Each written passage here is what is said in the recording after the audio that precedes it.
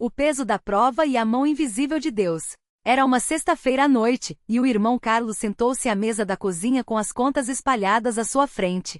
O aluguel estava atrasado em 2 meses, as despesas do supermercado tinham sido cortadas ao mínimo, e o carro velho e cansado precisava de um conserto urgente que ele não podia pagar. Sua esposa, Marta, lavava a louça em silêncio, mas ele sabia que ela também estava contando os dias até o próximo salário, que mesmo assim, não seria suficiente. Marta, acho que dessa vez não tem jeito. Vou ter que vender o carro. Ele disse, passando a mão pelo rosto cansado. Ela virou-se, as mãos ainda ensaboadas, e olhou para ele com olhos que brilhavam não de lágrimas, mas de uma fé teimosa que ele, naquele momento, não conseguia enxergar. A gente já passou por pior, Carlos. E Deus nunca nos abandonou. Lembra quando João nasceu e você perdeu o emprego? Quem pagou as fraldas? Quem colocou comida na mesa? Não foi você. Foi ele. Carlos baixou a cabeça. Ela estava certa. Mas dessa vez, o desespero era maior. Não era só o dinheiro. Era a vergonha. Ele sempre tinha sido o provedor, o homem que nunca pedia ajuda. E agora? Como iria olhar nos olhos dos irmãos da igreja se tivesse que admitir que não conseguia mais sustentar sua família? A decisão que mudou tudo. No domingo seguinte, Carlos entrou na congregação com o coração pesado. Não queria que ninguém soubesse de sua situação, mas também não conseguia mais fingir que tudo estava bem. Quando o cooperador irmão Paulo anunciou o momento das ofertas, ele hesitou. Como dar se não tinha quase nada? Irmãos, a oferta não é para encher os cofres da igreja. É um ato de fé. É dizer a Deus, eu confio em ti mesmo quando não vejo saída. Aquelas palavras foram como uma faca no peito. Carlos sentiu os olhos ardendo. Ele tinha deixado de ofertar nas últimas semanas, justificando que precisava do dinheiro. Mas ali naquele momento entendeu, se sua fé fosse só quando as coisas iam bem, não era fé de verdade. Com as mãos trêmulas, tirou da carteira as últimas notas que tinha, o suficiente para um tanque de gasolina, e as colocou no envelope. Não era muito, mas era tudo o que podia dar. Senhor, sussurrou enquanto o envelope passava adiante. Se o Senhor não me ajudar, não sei o que vou fazer. Mas eu confio no Senhor. O envelope misterioso. Na terça-feira, Carlos chegou em casa mais cedo. A empresa onde trabalhava como técnico de manutenção tinha reduzido sua carga horária, e ele passava mais tempo em casa do que gostaria. Quando abriu a caixa de correspondências, encontrou um envelope branco sem remetente endereçado a ele. Dentro, havia um cheque no valor exato do aluguel atrasado e um bilhete. Irmão Carlos, o Senhor me colocou no coração para abençoá-lo. Não é muito, mas é o que Deus me deu para repartir. Fique firme. Um irmão em Cristo. Ele não conseguia acreditar. Quem seria? Não havia assinatura, nenhum nome. Marta, ao ver o cheque, caiu de joelhos no chão da sala. Deus ouviu Carlos. Ele ouviu. E ali, naquele chão frio, eles choraram juntos, não de alívio passageiro, mas de gratidão profunda, porque sabiam que aquilo não era coincidência. Era a mão de Deus agindo através de alguém que, assim como eles, tinha aprendido a confiar no impossível. A provação que veio para ficar. Mas Deus não tinha terminado sua obra na vida de Carlos. 2 semanas depois, durante um jejum de 3 dias que a igreja estava fazendo, Carlos começou a sentir dores fortes no estômago. A princípio, achou que era só fome ou estresse. Mas quando a dor persistiu, Marta insistiu para que fosse ao médico. O diagnóstico foi um soco no estômago, um tumor no intestino. Precisamos fazer mais exames, mas pelo tamanho e localização, pode ser maligno. Carlos saiu do consultório atordoado. Como? Por que agora? Eles tinham acabado de receber uma bênção, e agora aquilo? Naquela noite, ele não conseguiu dormir. Ficou olhando para o teto, questionando. Senhor, por que o Senhor permite isso? A gente tá tentando servir o Senhor, tá dando a oferta, tá indo na igreja. Por que, Senhor? Não houve resposta imediata. Só silêncio. Mas então ele se lembrou das palavras do irmão José, um dos mais velhos da congregação. Deus não nos promete uma vida sem provas, filho. Ele promete estar conosco nas provas. A batalha silenciosa. Os próximos meses foram os mais difíceis da vida de Carlos. As quimioterapias o deixavam fraco, sem forças até para ir aos cultos. As contas médicas começaram a se acumular, mesmo com o plano de saúde. A fé de Marta nunca vacilou, mas a dele sim. Uma noite, depois de mais uma sessão de quimio, ele desabou. Não aguento mais, Marta. Não aguento mais essa dor. Não aguento mais ver você sofrendo. Eu só quero que isso acabe. Ela segurou sua mão firme. Então clama a Deus, Carlos. Não desiste agora. Lembra do que o irmão Paulo sempre diz?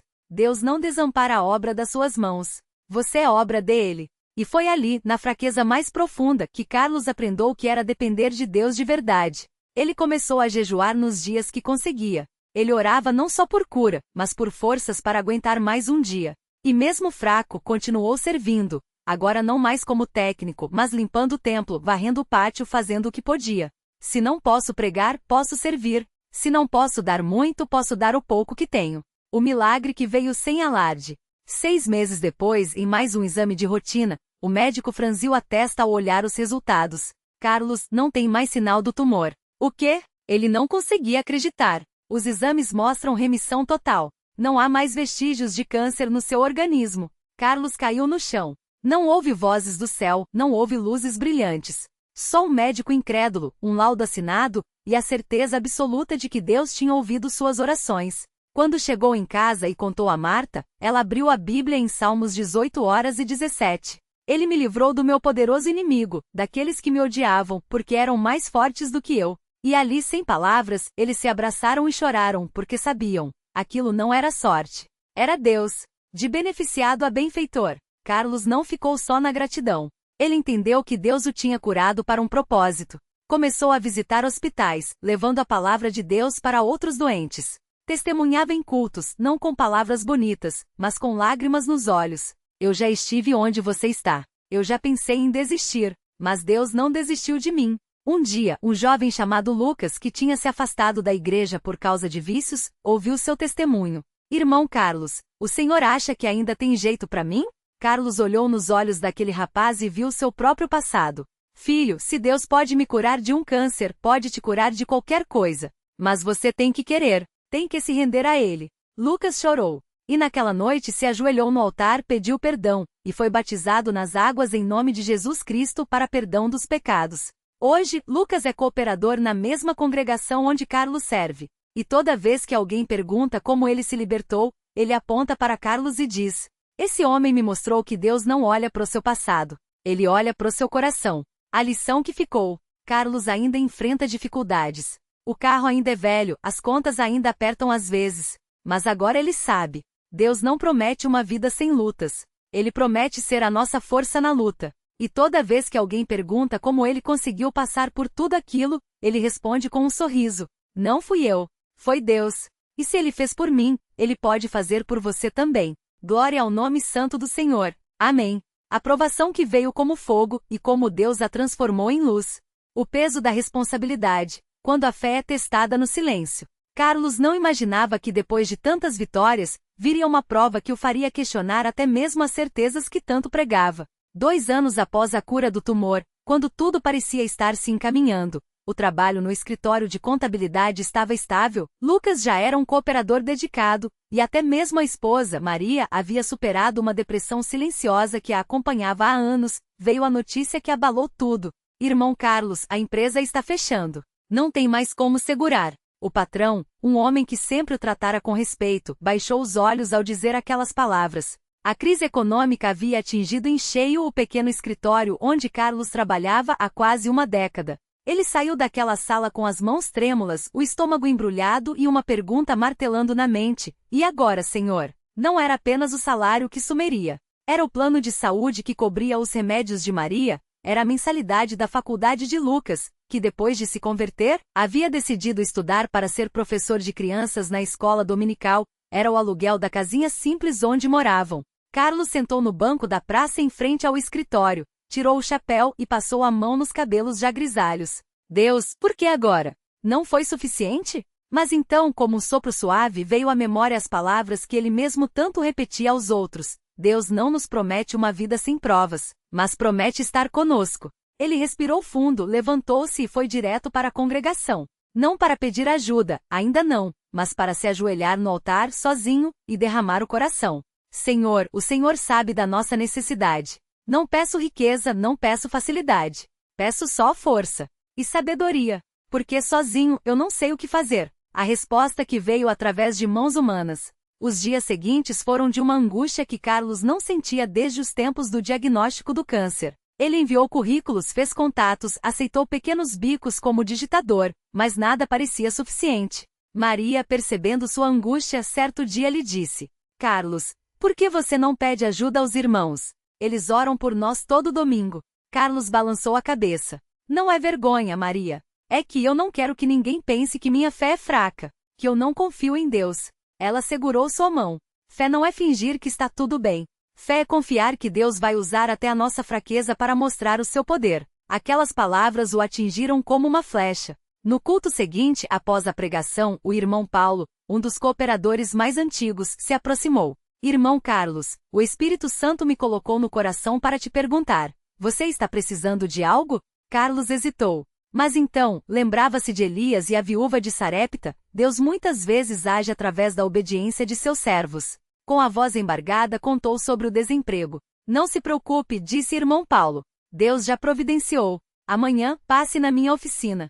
Tenho um serviço que precisa de alguém de confiança. Não era um emprego dos sonhos. Era um trabalho duro, ajudando na marcenaria com salário modestíssimo. Mas era uma porta aberta. E Carlos, com lágrimas nos olhos, agradeceu. Deus não desampara, irmão, disse Paulo, colocando a mão em seu ombro. Às vezes, ele só quer ver se a gente confia nele até quando não enxergamos a saída. O milagre nas contas do mercado. As primeiras semanas foram difíceis. O salário da marcenaria mal dava para as despesas básicas. Maria começou a costurar para fora. Lucas arrumou um trabalho noturno como office boy. E mesmo assim, no final do mês, as contas não fechavam. Uma tarde, Carlos estava no mercado com uma lista de compras que sabia não poder pagar inteira. Enquanto escolhia os itens mais baratos, uma senhora idosa, que ele reconheceu como irmã Lúcia da congregação, se aproximou.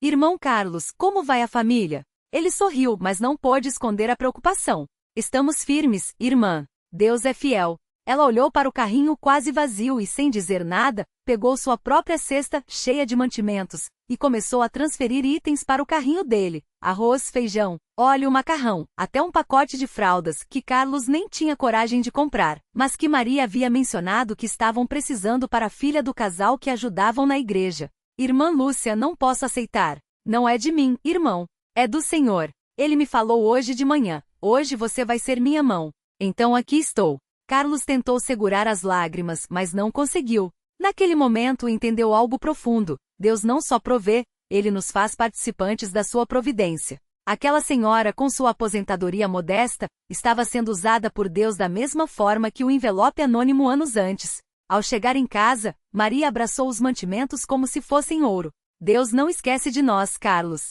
Nunca esquece. A lição do jejum, quando a fé é refinada no deserto. Mesmo com a ajuda dos irmãos, os meses seguintes foram de aperto. Certa noite, após um culto de oração, o irmão João, um dos anciãos, chamou Carlos de lado. Irmão, o Senhor tem colocado no meu coração para convidar você para um jejum de 3 dias. Só água e oração. Você topa?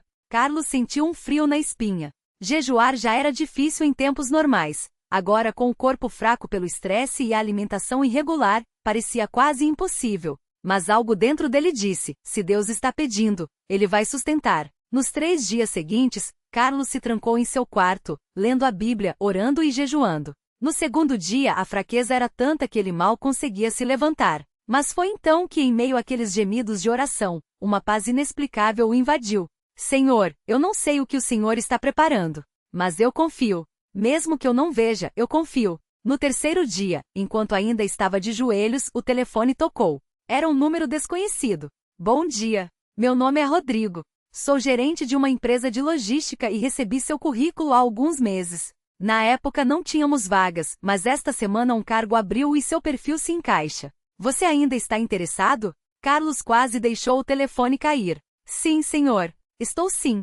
A entrevista foi marcada para a semana seguinte. E no dia quando Carlos chegou à empresa, descobriu que o próprio Rodrigo era cristão, e que havia orado naquela manhã pedindo a Deus que enviasse alguém íntegro para a vaga. Quando vi seu currículo de novo, senti que era você, disse Rodrigo, após contratar Carlos no mesmo dia. E sabe o que é mais interessante? Seu antigo patrão me recomendou pessoalmente. Disse que você era o funcionário mais honesto que ele já teve. Carlos saiu dali atordoado. Deus não só abriu a porta, Ele usou até mesmo o fechamento da antiga empresa como parte do seu plano. A restauração da família, quando Deus cura o que está quebrado. Com o novo emprego, a situação financeira começou a melhorar. Mas Carlos percebeu que durante aqueles meses de luta, algo havia se quebrado em sua família, a comunicação. Maria, sempre tão forte, havia se tornado silenciosa. Lucas, embora ainda fosse cooperador, estava mais reservado. E Carlos, absorvido pelas preocupações, não havia notado. Até que certa noite, após o culto, Maria o chamou para conversar. Carlos, eu tenho medo. Medo de quê, meu amor? Medo de que, na próxima crise, a gente não aguentar. Medo de que a gente se afaste, como tantas famílias que a gente conhece. Aquelas palavras o atingiram como um soco. Ele a abraçou forte. Nunca, Maria. Nunca. Nós vamos passar por tudo junto. Porque Deus não nos deu só a vitória, Ele nos deu um ao outro. Naquela noite, eles oraram juntos como não faziam há muito tempo. E Carlos fez uma promessa a si mesmo: nenhuma prova, por maior que fosse, valeria o preço de perder a união da sua família. Nos domingos seguintes eles começaram a servir juntos na igreja, Maria no coral, Lucas na escola dominical, e Carlos ajudando na visitação aos doentes. E aos poucos, a alegria voltou. O encontro com o passado, quando Deus usa nossas cicatrizes. Um ano depois, Carlos estava no hospital visitando um irmão doente quando, ao sair do elevador, esbarrou em alguém. Desculpe, irmão. Ele levantou os olhos e congelou. Diante dele estava Dr. Renato, o médico que anos antes lhe dera o diagnóstico do câncer. O mesmo que, com frialdade profissional, havia dito: você tem 6 meses no máximo. Dr. Renato o reconheceu imediatamente. Carlos? Meu Deus, o senhor está vivo? Carlos sorriu. Não só vivo, doutor. Curado, e servindo a Deus. O médico, visivelmente abalado, o levou para um canto. Eu me lembro do seu caso. Era um tumor agressivo. A medicina não tinha explicação para você estar aqui. Como? Como isso aconteceu? Carlos não hesitou. Foi Deus, doutor. Só Ele. Eu me entreguei a Jesus, fui batizado, e Ele me curou. Não foi imediato, não foi mágico, foi um processo. Mas foi real. O médico ficou em silêncio por um longo momento. Então, com a voz embargada, disse: Eu tenho um filho. Ele tem leucemia. Os médicos disseram que não há mais o que fazer. Carlos, você acha que esse seu Deus pode ajudar o meu menino? Carlos não respondeu com palavras. Pegou as mãos do médico e orou ali mesmo, no corredor do hospital, com lágrimas escorrendo. Senhor Jesus, o Senhor que me curou pode curar esta criança. Dá a este pai a mesma fé que o Senhor me deu. Em nome de Jesus, amém. 2 semanas depois, Dr. Renato voltou à congregação. Não para pedir, mas para agradecer. Os exames do filho haviam mostrado uma melhora inexplicável. Não sei como, mas estou aqui para conhecer esse Deus que faz o impossível. E naquele domingo, Dr. Renato e sua família foram batizados nas águas. A lição final: fé não é a ausência de provas, mas a certeza da presença de Deus. Hoje, Carlos olha para trás e vê um caminho marcado por lutas, lágrimas e milagres quietos. O carro ainda é velho. As contas ainda apertam às vezes. Mas agora ele sabe. Deus não evita as tempestades. Ele nos ensina a navegar nelas. As maiores bênçãos muitas vezes vêm através das mãos daqueles que amamos na igreja. Nossas cicatrizes não são sinais de derrota, mas provas de que Deus nos sustentou. Quando jovens lhe perguntam como ele conseguiu passar por tudo, Carlos sempre responde: Filho, não foi força minha. Foi graça. Graça que me seguiu no deserto, que me alimentou na fome, que me curou na doença. E essa mesma graça está disponível para você. Basta se render. E então, com os olhos brilhando, ele repete as palavras que ouviu daquele ancião anos atrás: Deus não desampara os seus. Ele pode demorar, pode parecer que está quieto, mas ele nunca nos abandona. Glória ao nome santo do Senhor. Amém.